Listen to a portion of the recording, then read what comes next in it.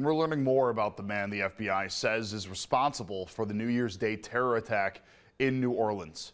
14 people were killed, dozens injured when a truck rammed into a crowd of people.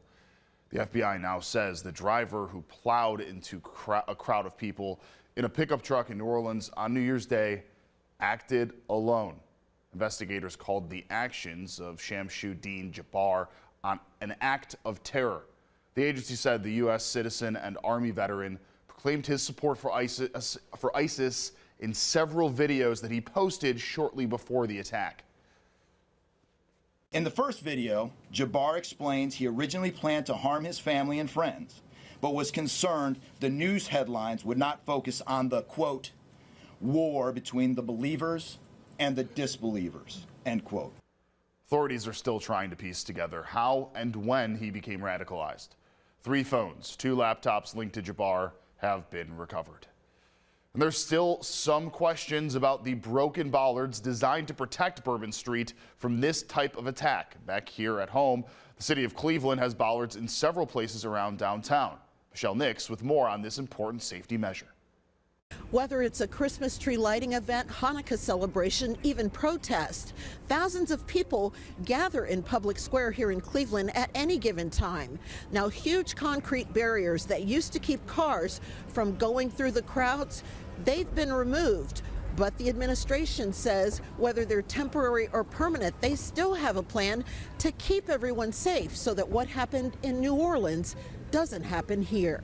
Last year, the unsightly concrete or jersey barriers installed to protect pedestrians in Public Square were removed, but they have since been replaced by bollards, protective barriers similar to what New Orleans is in the process of installing. In a statement, Mayor Justin Bibb's administration says safety is always the priority, saying, quote, the new security bollards and retractable Raptor system were successfully installed in Public Square last year and have already been utilized for events. I feel primarily safe down here, but anything to make us safer is beneficial for all of us. The bollards are considered so tough, the Raptor barrier system halted a 7.5-ton truck traveling at least 50 miles per hour during a crash test. That would be better to keep the people safe. The city's administration says they conduct a thorough assessment ahead of time to address specific public safety needs as each event is unique.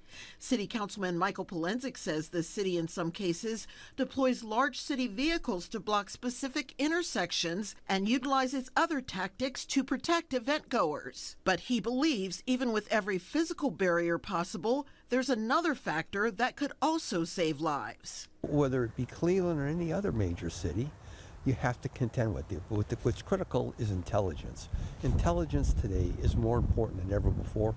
Cameras, drones, whatever we can implement it. Reporting in downtown Cleveland, Michelle Nix, 19 News.